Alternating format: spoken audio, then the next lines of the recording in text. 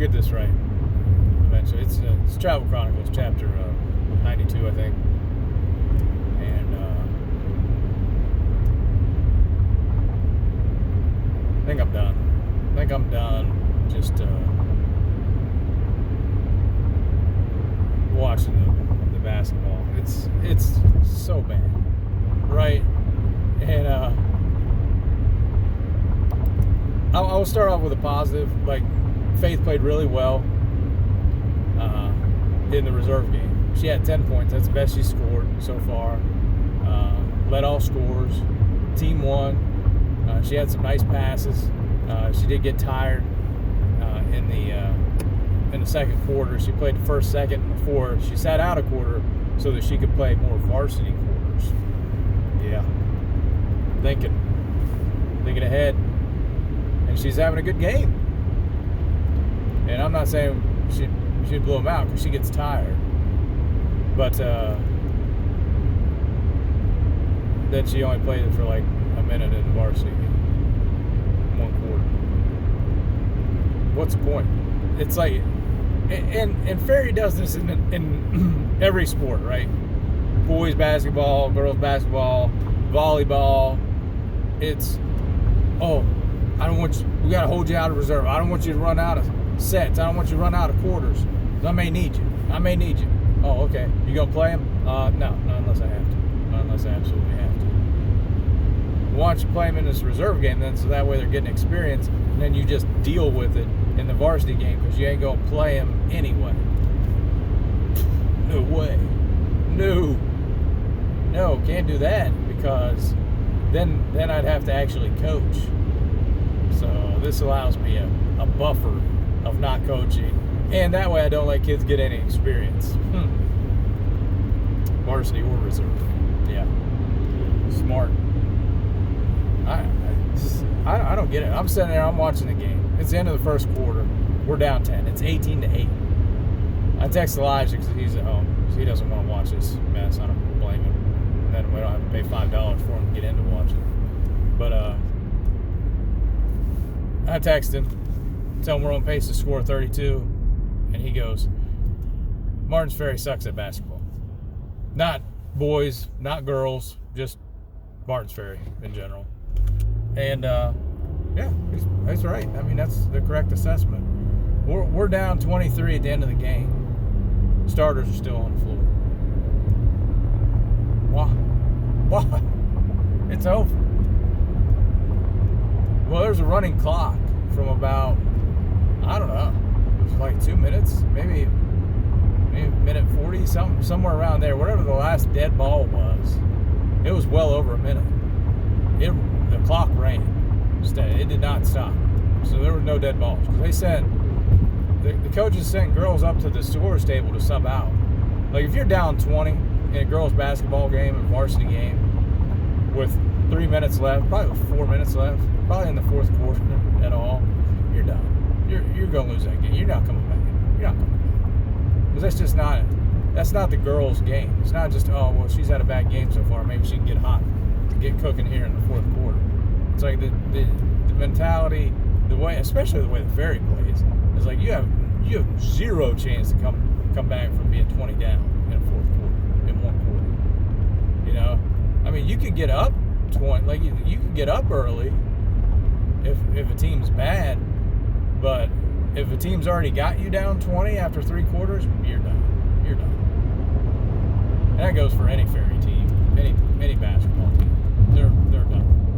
Because all they can do is play their starters. Right? Oh, here's my best 5.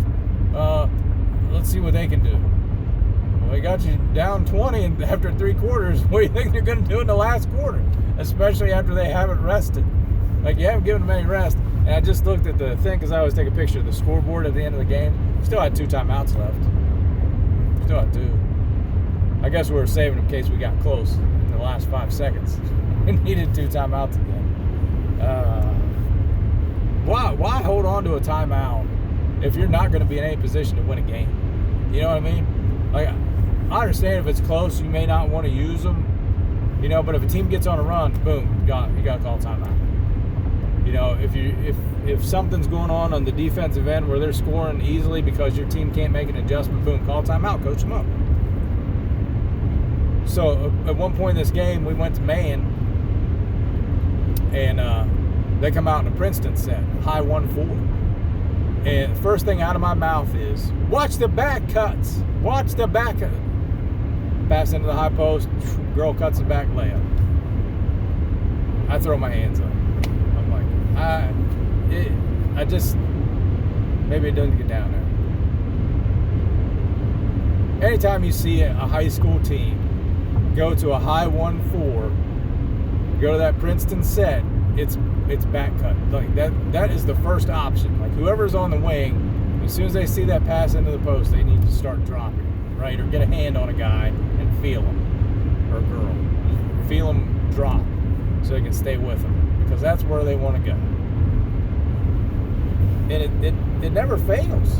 Like I would definitely have that like in the arsenal. Right, if a team wants to go man against us, all right, we're going to try it a couple times and see if we can't get a quick one. Can't get a couple easy buckets. Test their discipline, you know. And we were completely undisciplined. Now we did make an adjustment later, but like, okay, they get that one on me. All right, timeout. Let's talk about this. We did take a couple timeouts. One, we got trapped, so we took a timeout to preserve possession. But here's the problem, right? Because the coach wants to berate and yell at the girls, during the games. And this is the same thing that I watched in the boys for the last 3 years. Because as soon as somebody makes a mistake, it's like, oh my goodness, what are you doing? What? Why? Why did you do that? Okay, it's like the kid's not out there trying to make a mistake. It's like, well, I wanted to make a mistake to see what would happen, coach. I guess that was the wrong thing. No, nobody's trying to do that. It's like, oh, a girl made a bad pass. Like, you got to build kids up, because I'm not going to say that was a winnable game for us, because Indian Creek's got a dude, or a girl equivalent of a dude. Right, and she has the eternal green light. She could just fire it anywhere, anytime, and she hit a bunch of shots. Now she had a crazy flat shot. Like, I mean, it's going right. The ball doesn't get above the backboard when she shoots. I'll put it that way. It's just line drive, but it goes in, and so that's just, to me, that's just reps. That's just reps. That girl must have shot probably a couple hundred shots a day to get that shot. It is not, like, form's not horrible, but I was kind of watching some of the girls shoot last night. All of them have like little hitches or hand, little hand motions where the left hand does something funny, or it's coming through. It's funny because all these coaches, they want to face in there working on her shot, right? The coaches are working on her shot. But like, here we got girls in the starting five, right, that have janky left hand motions.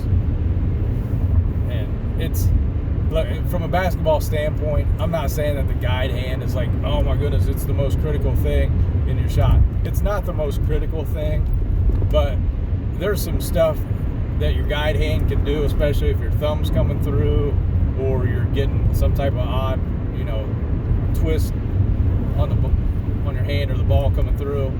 You can put side spin on the ball. You can push it off to the side.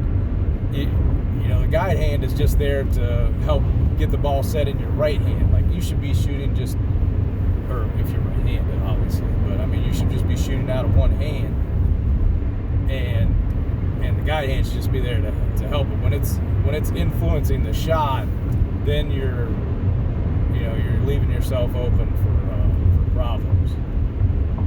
And I've tried to work with Faith a little bit to take it out. You can do this. You hold the thumb in when you shoot. That way it gets it from trying to push the basketball from behind, or get that thumb flick and get it out of the way. But like I said, that girl from Creek, she was good. And it was rad. You wouldn't teach that shot to anybody, but she could hit it. It was a hard shot. And they had another girl who was also good, big. Put her in the screen and roll, and she could screen off person, roll the basket. She could finish at the rim. She could go rebound. She's pretty good. Of the teams that we played, I'd say that's probably the second best team. UL is still better than them. And if we do something for a Buckeye 8, if we play a Buckeye 8, I would say UL probably wins that game. The one girl could get hot, but she's not as big as the other guards from UL, so I would say she maybe has 20 points in the game. She's going to get hers because she's, like I said, she's green light all the time, anywhere, and they can screen. So, but I think UL just has more athletes, more varsity athletes than what we have. They'll be able to cover some of that, and they've got a bigger girl on the back end to help with the rim. So it'd be a good game, but I'd say UL probably still wins by 15, 20 points. Just because, unless they're just having an off night, like they can't hit anything. But the one girl rim runs a lot. They'll have opportunities. She'll have opportunities.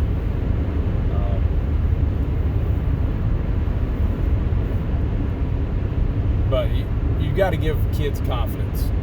That's the key. Like that girl had confidence to shoot the ball. She could go where she wanted. She could shoot the ball.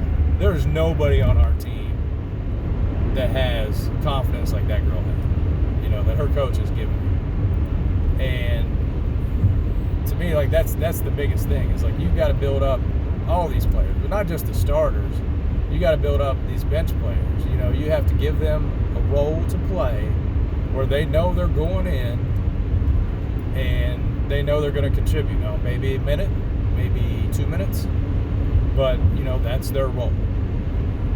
You're going to give your starter a quick rest. We had some rotations last night where you looked at the floor and it's like, who's going to score in this group, right? Because we got there's 3 girls that could score, right? Out of the starters, I think anybody could shoot, but the one point guard, she just has no confidence right now. Like everything has been pulled out from under. She has no clue. She looks scared. Like white as a ghost. Like, what am I supposed to do? Anytime she makes a mistake, just hangs her head. Like she can turn the ball over with 2 people right at half court, and it's just like, oh gosh, that was a bad play. And like the other team's running down trying to get a layup, and it's like, run back and stop them. And she's just in a really bad spot basketball wise now. I think at the beginning of the season, oh hey, we started off with a couple of wins. Right? What's the best part about being 2-0? Chance to be 500 when you're 8 games in.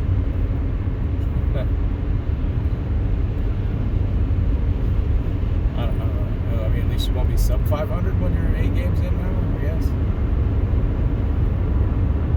But she shook. She took a 3, got the rebound, ends up getting kicked back out to her. She's in the same spot. She takes it again. Should have a better chance of going in at that point, right? I mean, you just missed it. All right, you're in basically the same spot. Try it again. No, it missed. She's out. You're yanked. Then we pulled, I'd say our best player right now, pulled her because she wouldn't jump stop. And it's frustrating when you work on something in practice. He's like, well, we just worked on it in practice. We just worked on this yesterday in practice.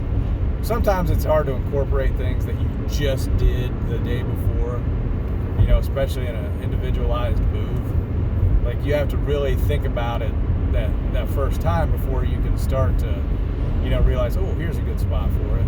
Oh, here, I can try it here. But that's the Martins Ferry way. When we got to throw it into the posts at all costs, even if the defensive post player is bigger than our post player. 2, we got to pass it around excessively. Even if it means passing up a good shot, just pass. And it doesn't even have to be like good passing, like swing passes. Like, because if it starts on one side, goes to the middle, it should be just automatic throw it to the other side of the court. And a lot of times it just goes right back to the other side.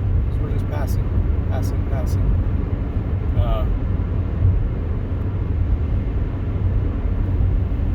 What was it?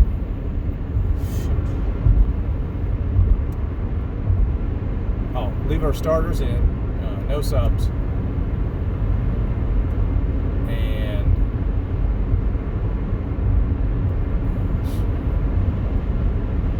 Person's allowed to shoot from outside. Maybe 1 or 2 people. You may have 2. That's it. Post, pass, don't shoot, and we're gonna leave our starters in. Especially if we're down 20. At the end of the game, we still gotta leave our starters in. 'Cause they can still come back, or it's a punishment, or something. I don't know. I don't get it. Like, I want my starters out. Okay, hey, we didn't have a good night. We didn't win this one. All right, let's regroup. Let's get the next one. You younger players, all right, go get some minutes. Try to score. Try to do something. Try to do something positive out there. And maybe someday we'll let you play. Like when all these other when these 5 graduate, we'll let you guys play. You can't earn your spot. It's been predetermined from the first day of practice when I seen whoever the best 5 were, those are the ones who are going to play, and that's it. Nothing can change on any given night or throughout the season, or if somebody gets hurt. Like, that's the order. That's it. It can't change. It's impossible. So that's it. I'm like I said, I'm about done. I'm just there to watch now, and it's bad. It's the same thing. It's the same. I already seen it.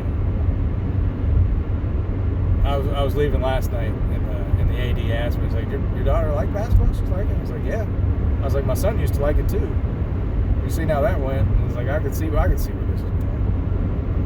But I mean, she did good last night. So as long as she feels good about reserve, I hate pulling her out of reserve for her to be the 9th person on varsity and then not even get in the game. It's ridiculous.